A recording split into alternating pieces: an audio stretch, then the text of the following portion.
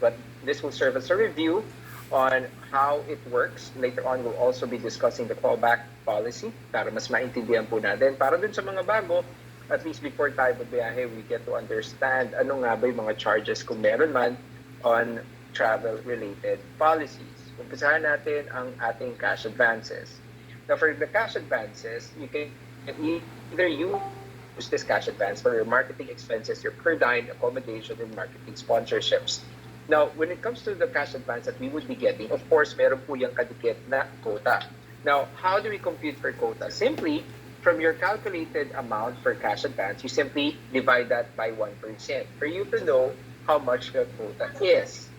Okay, so simple lang yan. So, for example, you're planning to get around 100,000 pesos, diba? So, 100,000 pesos yung plano mong kunin na cash advance. So, simply divide that by 1%. Now, you get a quota of 10M. That's simple. So if you want to do the computation on your own, at least you do know how quota is computed. Next, you will have several evaluations that will happen for this particular kind of evaluations or terms and definitions that you will know before we go ahead and discuss further about travel-related policies. We have the efficiency ratio. Malalaman natin kung ano nga bang efficiency ratio natin, the chargeback amount, non-deployment quota, and liquidation. Non-deployment quota, I want to stress on the non-deployment quota. For the dear ASDs and new SDs that's here, it's very, you have to remember how non-deployment quota works to protect everyone. Basically, before we ask or allow anyone to fly outside the country, for example, or create marketing events for us, it is better, or it is a better practice na meron tayong non-deployment quota. Why?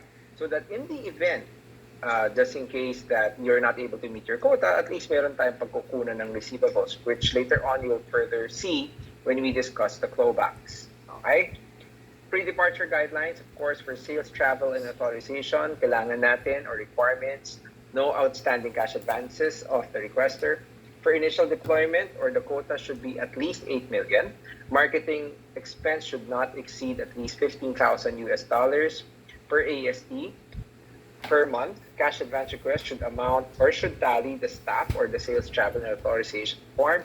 The exchange rates shall be based on the Treasury's daily rates. Your travel itinerary, previous expenses, and latest production for redeployment. So those are the requirements for staff. This is how the staff form actually looks like. And of course, the evaluation form being signed by accounting, SRTD, and SRM. Okay? Now, for cash advances and turnaround time natin, accounting would please take 5 days before the departure date. It will go through controllership and the accounting group for posting. Cash ops will be processing your cash advance. Once forwarded, it will take 2 days after the receipt from accounting. And from cash ops, it will take 5 days or 5th day from the receipt to be credited to your own BDO account. Let me take this opportunity to remind everybody, this is the reason why as early as the recruitment stage, we are asking you to forward your active BDO accounts. Talking about the BDO accounts, it is important that you give either or enroll yourself in your own personal savings account or create a payroll account. You can coordinate with recruitment in case you have any questions on how to open your very own BDO payroll accounts. Other requirements would be the staff, of course, which I recently discussed, the travel itinerary, market budget allocation and computation, copy of expense and sales production, photocopy of the visa, if required, on the country that you will be planning to travel, photocopy of the plane ticket, and photocopy of your OR or COR. Saan kinukuha ang budget natin for the marketing expenses? It is based on the approved annual budget, which I know that for Team REV, approved na po ang budget natin. Verification for the financial control group and budget for incidental expenses must be justified. This is an example of the sample cash advance request form.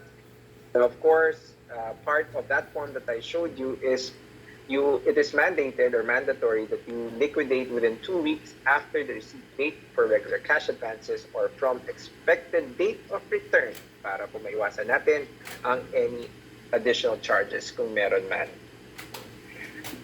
Now, travel cash advance, in case you have a VAT, that will likewise be paid by the VAT sellers or vatable sellers. The cash advances are also subject to withholding tax ranging from 5 to 15%, whichever is applicable. Now, I mentioned that there is a per dime that you can actually charge in your CA. So this is the per dime per destination. Okay, so for example, since most of you guys are traveling to the Middle East, ang ating budget, if you're the manager, it's around 200 USD. Kapag naman PS tayo is 135 USD. Upon arrival, you would have to liquidate all your CAs. The deadline of liquidation is 30 days from the expected date of arrival. Now, the cash advance liquidation form must be signed and approved by your sales director or your DSH and your DSH. Attachments to the calc will be your personal OR, photocopy of the passport, the picture page, and the entry and exit stamps from the country, your boarding passes or tickets, photocopy of your staff and CA breakdown, yung sinabit natin prior to departure, pictures of all marketing events and attendance sheet, and travel expenses and sales production for the particular travel that we did. This is the example of the cash advance liquidation form. And of course, like I mentioned earlier, we would have to evaluate to find out if you will be charged for any clawbacks. Now, any excess of sales production from the previous deployment or prior to the start of phase and approved staff cannot be used for subsequent deployment. Ibig sabihin, evaluation will only carry for the particular CA na ginrant natin. Hindi pwede yung carry over. Any unspent or per dime in accommodation should be returned. Exceptions on the liquidations with form subject for approval will be no boarding pass or ticket, stamp, change of deployment for approved staff for an ongoing trip. Issuance of personal official receipt must be valid. Wala pong erasure, valid and date, and bearing with complete signature, same with the passport. Evaluation is actually done twice. The first evaluation is done within the grace period of 45 days starting from the date of expected arrival. The second evaluation will happen after 120 days from the first evaluation. Now, to better explain why we have two evaluations, because the second evaluation, like stated on the screen, is 120 from the first evaluation. Kaya po may second is because we want to change recorded ay umabot ng 3 DP or 3 DPs. To better understand the computation that or the evaluation that I shown to avoid any chargebacks, let me show you this chart.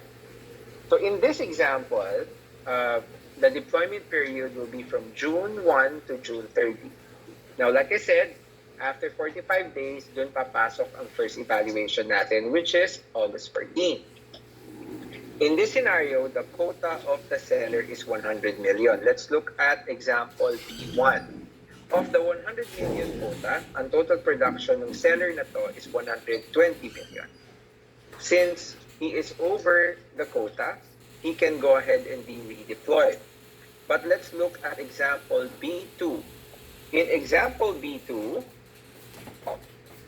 of the 100 million quota, total sales ni seller is just 80 million. Ibig sabihin, kulang po siya ng 20 million. That is why there is a chargeback of 200,000.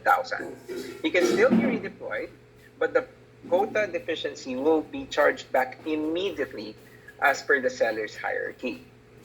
Now, this is for the first evaluation. Now, if you guys remember, I mentioned that there is another evaluation where we will be checking kung umabot ng 3 DPs yung benta niya. So, the second evaluation will happen December 12. That's 120 days from August 14, yung pagbalik ni seller. Now, in our example again, since 100 million pesos ang quota niya, following through example B1, where of the 80 million sales ni seller, all sales actually reach to 3 DPs. That is why if you notice, there is no additional chargeback. It's still 200,000. But then again, on example C2, where of the 100 million quota, unfortunately, 70 million lang ang umabot ng 3 DPs or only 3 DPs ang pinayaran ng clients or hindi umabot ng 3 DPs. That's why if you notice, there's an additional chargeback of 100,000. That's why from 200,000 a while ago for the chargeback, it now became 300,000. Now, I'll stop here to open the floor for some questions, but before you do, the basic rule is, aside from selling and getting the RF, all your sales should reach approximately 3 DPs to avoid additional chargebacks. And of course, as a practice of sales, it's better. Ano po? Yes, who's this? Sorry. Naputol kayo kanina, sir, nung sabi niyong should reach, all the sellers should reach. Yeah, yan. Sige, sorry ha. So, all our sales should reach 3 DPs. Okay, hindi lang tayo sa RF tumitingin, sisiguraduhin natin na umabot ng 3 DP ang lahat ng benta natin para wala pong chargeback. So, like I mentioned earlier, I'll open the floor for some questions. I'll stop here, show you the computation so that you have time to look at it, analyze it. Okay? So I'm now opening the floor for some questions in case there are any. Sir Pao, good afternoon po. Hi, Faye. Good morning. Yeah, good morning, sir. I just wanted to ask, kasi po dun sa requirement mo, nandun po ng dapat, meron na po kami plane ticket. Tama po ba, sir? Opo. Sir, paano po kami? Siyempre po, pag nagkumuha ka ng plane ticket, kailangan bayad na po yun. Tama po ba? Kailangan ng Oo. pera. Oo, sir. Siyempre, di ba po, lalo na kung yung mga ahente. So, paano yun, sir, kung sakaling they cannot afford to buy the ticket as part of our requirement? Yung mga nag-uumpisa pa lang, tama ba, Faye? Tama, sir. Okay. O, huwag ka na umiyak. Sasagutin natin yung tanong mo. Okay ka na, Faye? Oo, naiiyak ako para sa mga tao. Joke lang, sir. Okay. Alright, Angel, are you here? Is Angel online? Yes, Okay, sir. Angel, feel free to correct me if I'm wrong, ha? Remember when we book online, meron tayong nakuprint out of a possible flight. Angel, would you accept that? Or kailangan ba ang kunin natin yung actual plane ticket, Angel? Yung actual booking, kumbaga. Okay na po yun sa online, sir. We accept that. Yeah, Wow. okay ka Sir, na? relief. Yeah, sir, that's a relief kasi we were told that we had to pass the plane ticket. So, talagang, paano yun? Paano yun? Kailangan daw may credit card, gamitin na lang yun, ha? So, nagulat yung mga tao ko. So po, Yes, ma'am. Angel, sige. in addition po, kung makikita niyo doon sa staff form natin kanina, meron Yes, doon may ma'am. nakalagay na airfare at saka insurance. So, yung mga sellers natin, pwede pong mag-request ng isama sa budget, isama sa request nila yung airfare natin, including yung insurance po. Pero ipaprocess po yun through travel desk natin. And kasama po yun sa magiging quota ng seller, yung airfare Ma'am? po. Tsaka Kapag insurance. po mag-request kami through travel desk, tama po ba? Yes po, may travel desk po tayo na kung saan pwedeng i-process po yung Opo. airfare ng seller natin. Pero yun lang, kasama po yun sa magiging quota ng seller.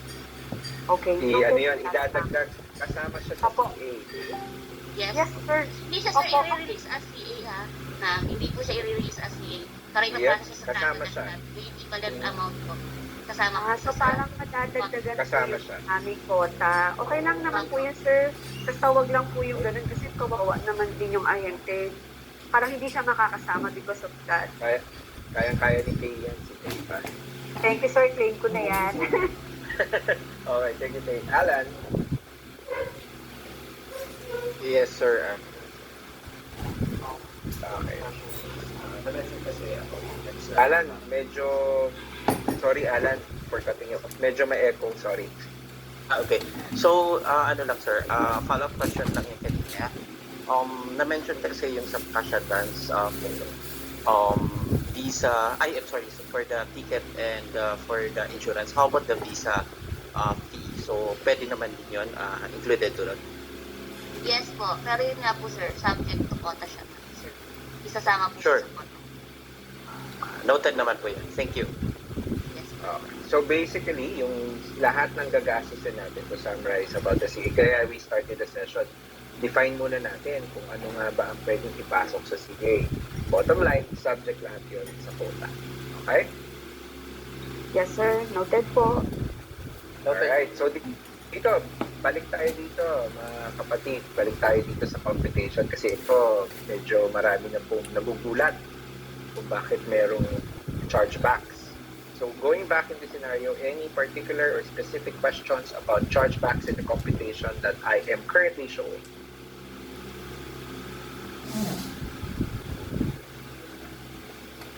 Wala. Sir Ralph, walang tanong. Mukhang confident na walang chargeback.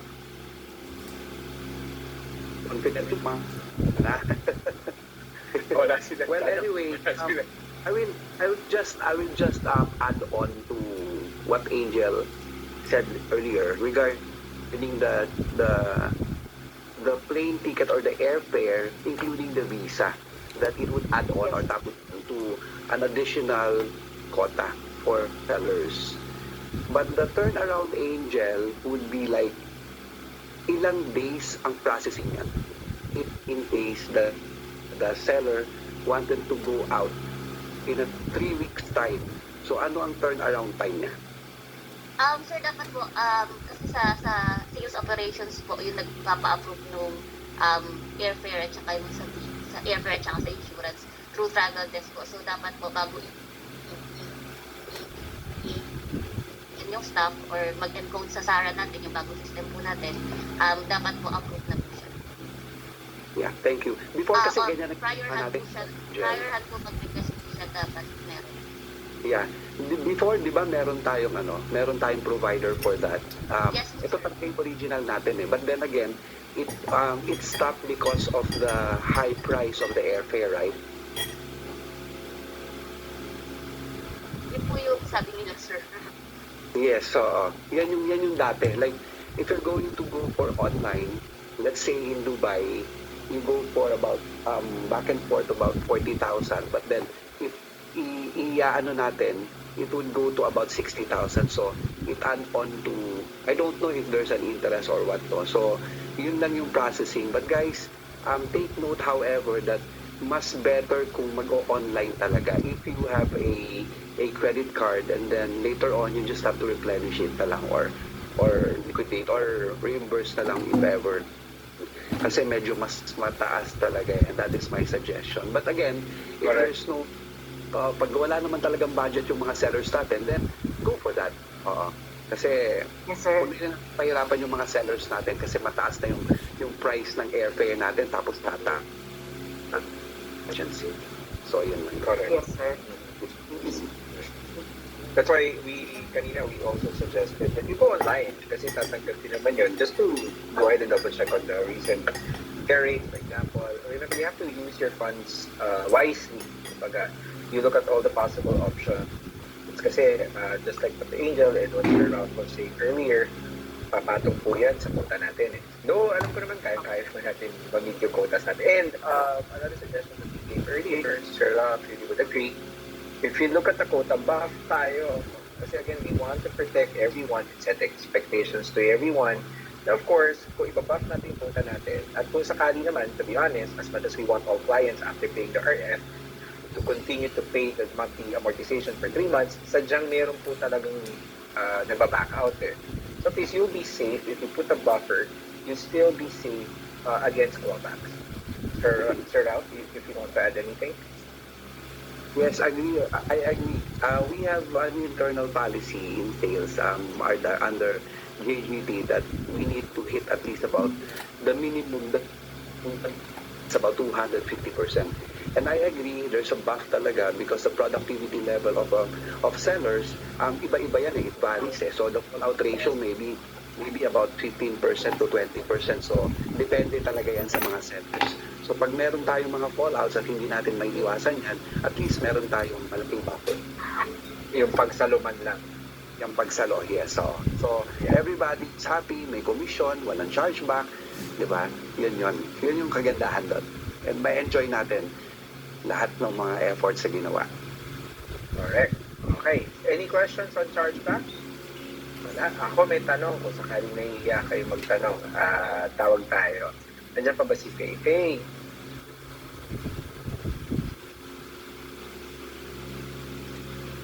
Faye? Are you still here? Faye Dorendez? Sir, I'm here. Yan. O Faye, wala ka. Ako may tanong sa'yo. Kita mo ba yung computation sa screen? Opo. Di ba kanina usapan, the payment of the client should reach at least 3 BPs, di ba? Yes, sir. O bibigyan kita ng senaryo. So halimbawa, nag-RF si Paulo, na kunwari ako yung client mo. Opo. Nagbayad ako ng RF.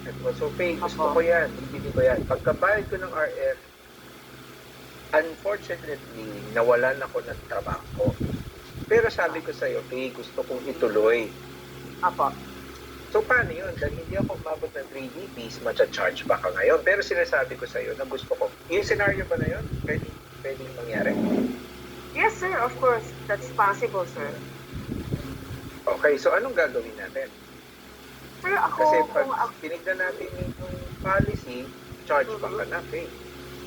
yes, sir. Kasi hindi siya naka 3 months eh. But then Pero, again, if you're asked... Sorry, Sinasabi ko go ahead. sa'yo na, Faye, gusto ko eh. Di ba, may ganong client din naman. Yes. Nagkataon lang na because of the pandemic or Opo. any economic issues, Opo. nagka-problema lang. Ano sa Opo. tingin mo gagawin natin? Based on my experience, sir, magre-request ako sa office. Kasi Request tutuloy naman natin, parang pay term, parang ang term kasi namin parang ni-restructure yung account niya. But then again, magre-request siguro ako based on the premise na gustong ituloy ng kliyente yon. It's just that nawalan siya ng trabaho. Pero magre-request ako na kung pwede ganito yung magiging pay term niya. Parang kung ano lang yung kaya niya ngayon, parang ganun sir mangyayari. Kumbaga parang payment arrangement, Yes. payment restructuring, ganyan. Exactly. Pero sino Yes, sir. kinakausap mo doon, Faye? Sinong kinakausap mo? Sir, yung booking office ko pa din, o to be honest, this is my first time here in Smdc, kaya hindi ko masyadong alam. But then again, based on my experience, ang kinakausap namin dyan is yung mismo sa sales or sa finance department. Oh, number one, syempre, magpapa-approve tayo. Tama si Faye doon. Yes, sir. Pa-approve tayo. That's correct. Papalag natin kay Sir Ralph, natin yung scenario, once it's approved. Syempre, may documentation yan. Hindi pwedeng sabi lang ni customer. Kailangan may formal letter coming from the client saying that this is the scenario, I want to pursue with my purchase. After that, you go to billings and collections and have that duly approved. Now, your client in this scenario again got approved. Okay, approved na po ang payment restructuring nyo or payment arrangement. Does that make you safe for the clawback? Yun ang sunod na tanong ko. Kasi ang nasagot mo pa lang sa scenario natin is yung request ni client. Ngayon, puntahan naman natin yung sarili natin. Does it automatically mean na ako, si Faye pala bilang my seller, ay wala ng chargeback? Sir, parang sa akin if we're going to be strict on our condition or parang terms natin, hindi pa rin ako safe for that. Kasi, syempre, ang usapan tatlo eh. So, hindi siya nakatatlo. So, may Kasi ang nakuha mo pala na approval, yung arrangement or payment arrangement ng client. So, Correct, what you have to do, tutuloy lang natin yung process. What you have to do once you have all the documents submitted and approved for the payment arrangement, yun naman ang isi-share natin kila April. Para kasi April and her team submits a report. April, correct me if I'm wrong, ha? Angel pala. April ako na April. Angel. Ito ba si Angel? Di naman kumikibo. Angel. Angel ka pa ba? Dito ba? Siyempre, hindi ka pa. Kaya pala hindi ka kumikibo. April ako na April. Okay. So, si Faye, huli ka lahat na approvals niya. Pag nakuha niya approvals niya dun sa arrangement ni client, papakita naman sa inyo, Miss Angel, ito po yung request ng client ko. Now, Angel, remember, you sent a report to sales telling everyone ito yung mga account that's scheduled for chargeback.